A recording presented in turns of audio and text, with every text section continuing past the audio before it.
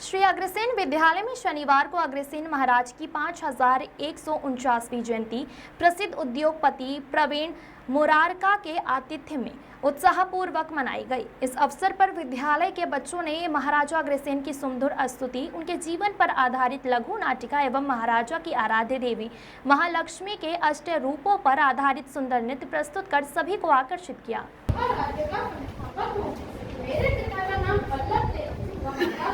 देवी है। मैं गर्व से बताना चाहूंगा कि मैंने मात्र 15 वर्ष की आयु में पांडवों के साथ महाभारत का युद्ध भी लड़ा है। वाह, इतना महान बच्चे आपका कितनी महीना। महाराज, आपके परिवार पुत्रों के बारे में भी कुछ बताइए। हमारे 18 पुत्र हुए। लेकिन आप सभी अग्रवाल समाज के 18 गोत्रों के नाम से जानते हैं। हाँ, मुझे याद है 18 गोत्र के नाम कंसल, गोयल, गर्ग, जिंदल,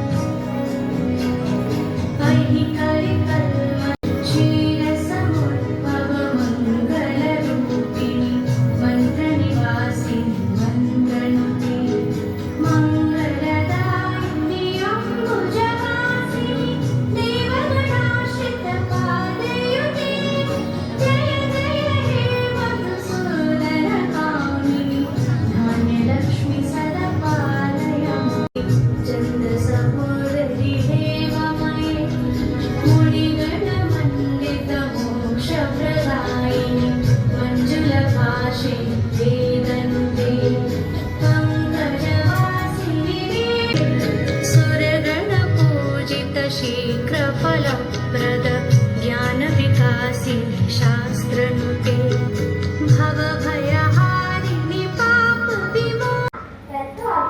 महाराज का जन्मोत्सव है। माँ लक्ष्मी के मानस पुत्र केवल हमारे अग्रवाल समाज के नहीं, संपूर्ण विश्व के प्रेरणादायी थे महाराज अग्रसेन। और माँ, मुझे तो उनकी जीवनी याद ही नहीं हो रही है। मैं कब से याद कर रहा हूँ। अग्रसेन महाराजा, आपने मेरी प्रार्थना सुन ली। प्रणाम महाराज, प्रणाम। महाराज, क्या मैं आपसे कुछ सवाल पूछ सकता हूँ? जो मेरे पुत्र अवश्य।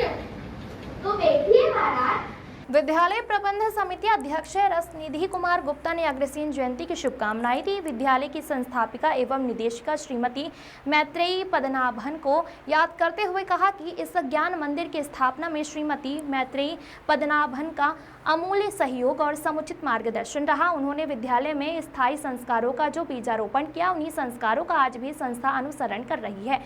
आज के कार्यक्रम में लघु नाटिका द्वारा अग्रसेन महाराज का इतिहास बताया गया, जो सभी के लिए शिक्षाप्रद है। अग्रवाल समाज के कुल पुरुष सूर्यवंशी महाराजा अग्रसेन भगवान राम के वंश की 47वीं पीढ़ी है। भगवान राम के वंशज होने के कारण हम उनके चरित्र और संस्कारों का अनुसरण करते हैं। अतिथि प्रवीण मुरारका ने सभी का धन्यवाद करते हुए बचपन की यादें ताज़ा होने की बात कही। उन्होंने कहा, विद्यालय में अग्रसेन महाराजा के सिद्धांतों को पूरी तरह से अपनाया है और आज उन्हीं के सिद्धांतों 1 रुपया 1 ईंट के आधार पर सभी को सामाजिक समरसता और प्रेम पूर्वक रहने का संदेश दिया जा रहा है। उन्होंने विद्यालय के बच्चों को जीवन में सफलता प्राप्त करने के सूत्र भी बताए। इस अवसर पर विद्यालय प्रबंध समिति द्वारा अतिथि को स्मृति चिन्ह भेंट किया गया।